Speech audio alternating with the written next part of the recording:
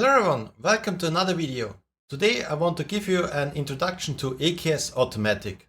AKS Automatic was introduced I think 1 year ago, and at the beginning of September it went GA, so I think now is a great time to talk about it. The plan for today is, first I'm going to give you a very quick introduction into AKS Automatic, what it is and also the limitations.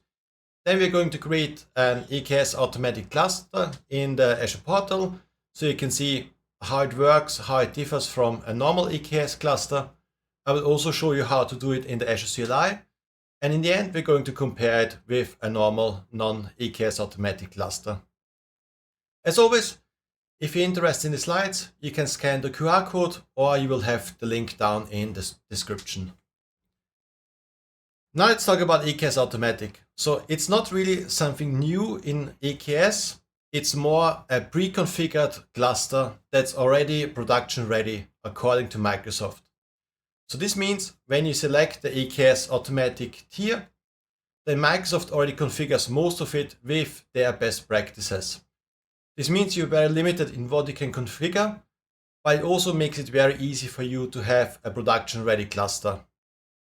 I think that's especially great when you're new to AKS, because it shows you a lot of settings and configurations that Microsoft recommends, and most of them also make a lot of sense.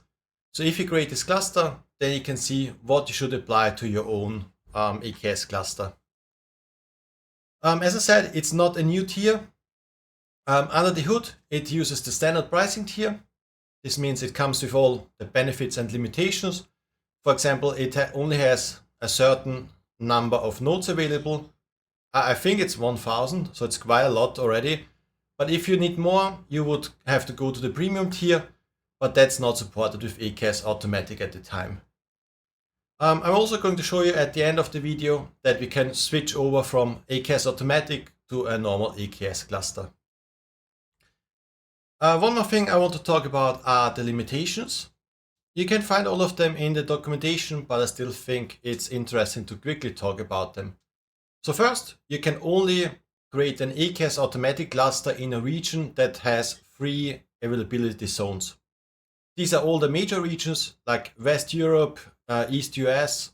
For me, it's Canada Central, but like the smaller regions don't support it. For example, I've seen Austria doesn't support it. In Switzerland, it's only Switzerland North, but not Switzerland West. And also in Canada, it's Canada Central, does support it, but the second region, which I don't even know what it's named, doesn't support it. So here, you might be a little bit restricted. But overall, I think you shouldn't have a problem finding a region that you can deploy it to. Then the second limitation is that you have to deploy it in a region where the API server VNet integration is generally available. That's again the major regions, so I think you shouldn't have a problem, but it's also good to know before you get started with the deployment. The next limitation sounds a bit complicated, but AKS Automatic takes care of your node pools. This means you can't add your own node pools, and the node pools that you can use have to have the auto provisioning enabled. It sounds more complicated than it is, but we'll also see later in the Azure portal that you can't really match the node pools. And lastly, you have to use Azure Linux as the operating system for your AKS cluster. This is a recommendation for various reasons, for example, for security, but also for the performance. So that's, in my opinion, not really a limitation. Maybe the only limitation is you can't use Windows, but to be honest, I've never seen a Windows cluster anyways. So for me, at least, it's not a limitation at all. With this said, let's switch over to the Azure portal and let's create our first AKS Automatic cluster. All right, here in the Azure portal, we can go on the top and search for either AKS. Then we can see I already have a normal AKS cluster. But what we can do here is click on Create and then click Automatic Kubernetes Cluster. Or we can also search for Automatic Kubernetes and select this one. If we click Create on here, we have the same drop down as before, so it doesn't matter at all which one you use. Then once we are in the deployment wizard, you can already see here that it manages already a couple of elements for you. That's networking. This means that you get the Azure CNI overlay with Azure Cilium. Then AKS Automatic also takes care of the nodes. So they are automatically provisioned. You can't do anything there, or you don't have to do anything, depending on how you see it. Then it also adds tools for scaling, like KEDA, the Kubernetes event-driven architecture. It's an open source tool that allows you to scale your applications based on CPU, RAM, but also external resources. This could be a service bus. So it's an awesome tool. But then we also have the horizontal pod autoscaler and the vertical pod autoscaler. And lastly, it also takes care of the upgrades of the Kubernetes version. Now let's take a look what we can configure. As always, we select a subscription and a resource group. So I've already prepared one. Then we provide the name for the cluster. Let's just call it Automatic AKS. Here we select our region. As I said before, there are not all regions available, but it's quite the extensive list. So you should find a region that works for you there. And lastly, we can configure the upgrade schedule. So Sunday works for me, so I leave it as it is. Next up, we already have a couple monitoring tools pre-configured. So we have the Azure Container Logs. I leave everything as it is. If you want to, you can configure how you need it. For example, if you already have a log analytics workspace, you could reuse it. And you can also configure what you want to have in the logs. Next, we're going to create a manage parameters. So we have even more metrics. And lastly, we're also going to create a Grafana dashboard. It's still in preview, but I didn't have any problems and it creates a couple dashboards out of the box. And if I want to, I can either edit them or add my own dashboards. Lastly, we have the alerts enabled. So if the CPU usage or the memory usage is very high, it's basically the maximum, then I will get an email and I'm notified of it. Next, we have a couple configurations that are more Kubernetes specific. So first, we could enable a private cluster. This means we want to make the API of the cluster private, but this makes accessing the cluster a bit more difficult, so I don't activate it for now. But I will link you a video in the description down below if you're interested how it works and what it is. Then we are going to select we don't bring our own network, we just create a new one. And lastly, we also don't want to add a managed Kubernetes namespace. This is also something I have a video in the description down below. That's a namespace that is managed by Azure RBAC. It's actually quite handy because it allows you to easily create a multi-tenant cluster, but for now we don't need it. So we click next. We don't need any tags for now, and now we should be able to create our cluster once the validation is done.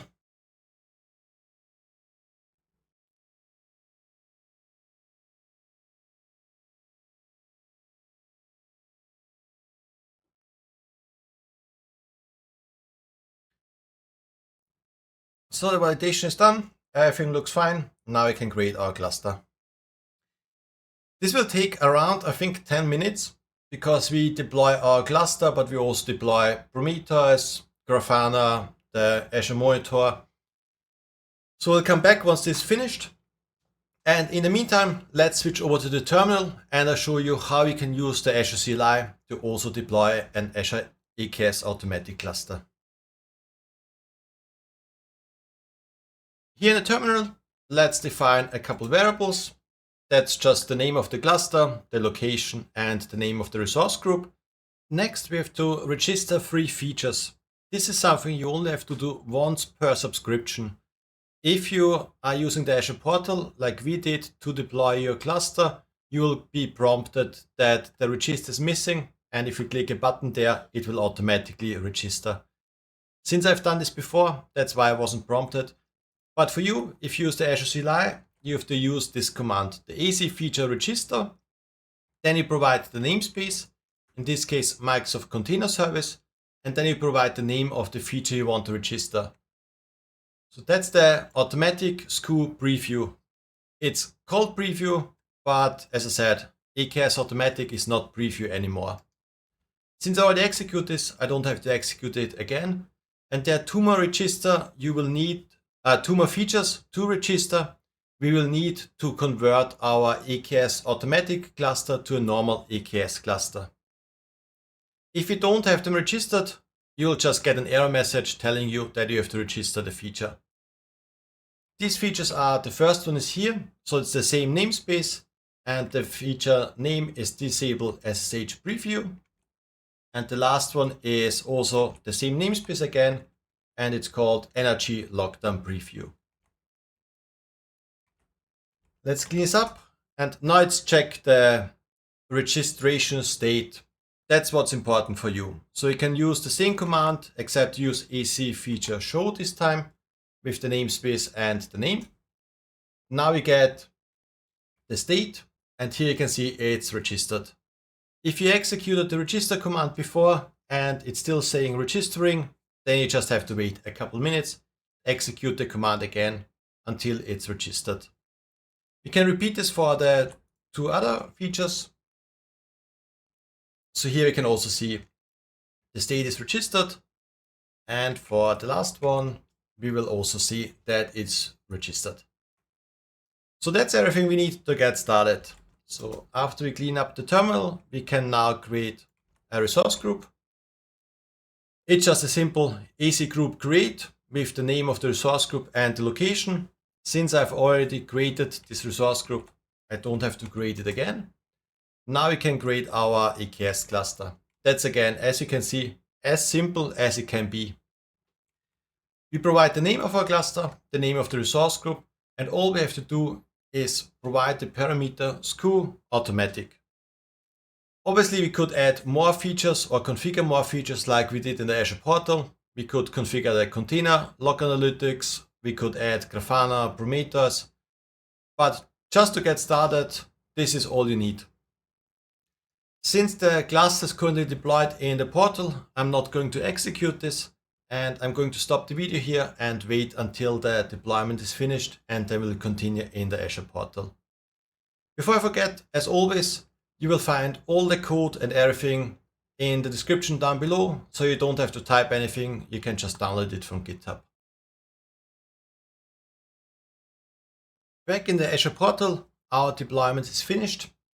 If we want to see what happened, we can click here on the deployment details. And there we can see all the resources, everything that has been deployed.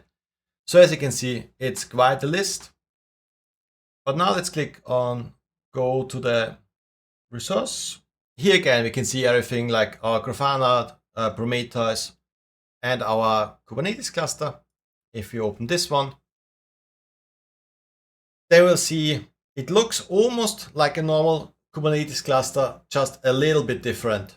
So I think somewhere here we have a little bit less information. The SKU is automatic.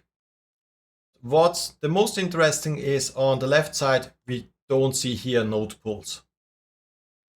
But I think it would be even better if I bring up my existing AKS cluster and then we can compare them side by side. Okay, now here you can see on the left side, the normal AKS cluster, on the right side, the AKS Automatic cluster. As you can see already here on the overview page, we have way more information on the normal cluster compared here to the AKS Automatic cluster, but nothing that would be a problem for us, especially since we have here the node pool, the fleet manager, and so on. Everything of this is managed. This means we don't need to see it. If we open out the menu, if we scroll down on the left side, everything here looks more or less the same, I would say. If we scroll down a little bit, this also looks the same. Then the big one, as I said before, we don't have here any node pools because the node pools are managed by AKS Automatic. We also don't have here the security configuration. They are missing here. but everything else looks more or less the same. The last thing I see is we don't have any extensions. And we also don't have policies. So you can see it's very similar, but not exactly the same, because AKS Automatic already matches quite a lot for us. If you want to take a look at the configuration, what it actually configured, then we can click on the overview page on the right side on the JSON view. This opens our entire AKS cluster in a JSON. What's important is here you have the API versions, and I like to select the newest non-preview one. Like you can see here with this PR, this stands for preview. So let's select the one from August. Here you can see the entire configuration. For example, we have 3 nodes of the D4 VM size with a maximum of 250 pods. If we scroll down, we can see the configuration. For example, here we have Azure Linux, as we've heard before. And as I said before, also, I think AKS Automatic is great to learn, but I don't think it's great to have it in production, because I want to have full control over my entire cluster. But it's great to learn. For example, I can also search. For example, if I search for local accounts, I can see here, disable local accounts is set to true because they can pose a security risk. And also the image cleaner has been enabled with 168 hours. This means it runs once a week. The last thing I want to show you is how to switch back to a normal Kubernetes cluster. For this, we have the option here. All you have to do is switch to standard cluster. Then it gives you a comparison between an automatic cluster and a normal one. As we can see here, a lot of things are pre-configured. And here's nothing pre-configured. So you have to configure it yourself. But since, for example, the authentication is already configured, it's not going to change it. So in the end, you still have a secure cluster. Now let's switch. So we have to enter here, switch. Then we have to again confirm that we want to switch, and none of our resources will be deleted. So it's just a conversion of the master node. This means the control plane. This is going to take a couple minutes. So I'm going to stop the video, and once the switch is finished, we will continue. Our AKS Automatic cluster has been converted to a normal cluster. We can see this, for example, here. Now we have the node pools, and we can also attach a container registry. Also, the pricing tier here is now standard. And something else I forgot to show you before is if you scroll down on the left side, now we have the node pool security configuration like a normal cluster. But what I wanted to show you is if you scroll down, we have here the dashboards with Grafana. And this is quite neat because it gives you already built-in dashboards. For example, if we pick any random ones, not all of them are working. As you can see, this one has no data, so let's pick another one. For example, the node exporter. Here we have an overview of our CPU usage, of the load, memory, as we're used to in Grafana. It's quite a nice dashboard. And the greatest thing about it is it comes out of the box with AKS Automatic, and we didn't have to configure anything. Also, if you want to use Grafana and not like the Azure portal, you can go to our resource group. There you can see we will have our own Grafana instance. Inside this Grafana instance, we also have a link. So we can open this. Then we have to log in with our Entra account. This means it's not publicly available. And there we can use Grafana as we're used to with other versions. So let's click on the link and let's see how it looks like. Since I'm already logged in, I didn't have to log in again. And as you can see, it's a normal Grafana dashboard. So if we click on dashboards, we also have already pre-configured ones. Let's see if we can find a useful one, maybe compute resource of the cluster. Hopefully we can see something, and there we can have it. We see what's going on in our cluster. We didn't have to configure anything, but if we want to, since it's Grafana, we can just edit the dashboards or import new ones, or also create our own. That's everything I wanted to show you today. As we have seen, we can install AKS Automatic very easily in the Azure portal, as well in the Azure CLI, and it already comes with a lot of pre-configured settings that are, according to Microsoft, best practices and should allow us to have a production-ready cluster within a couple minutes. Having a production-ready cluster in a couple minutes sounds a bit like a marketing term to me.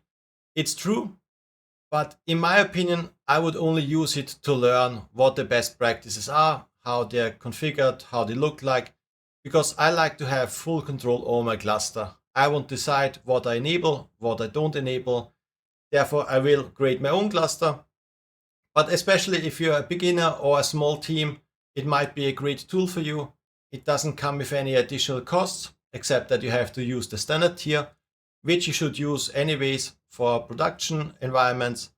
Therefore, I don't see any downside to try it out. I hope this was interesting to you, and next week I'll be back with the start of a new series where we take a deep dive into the application gateway for a container in AKS. So I hope to see you next week and have a great day.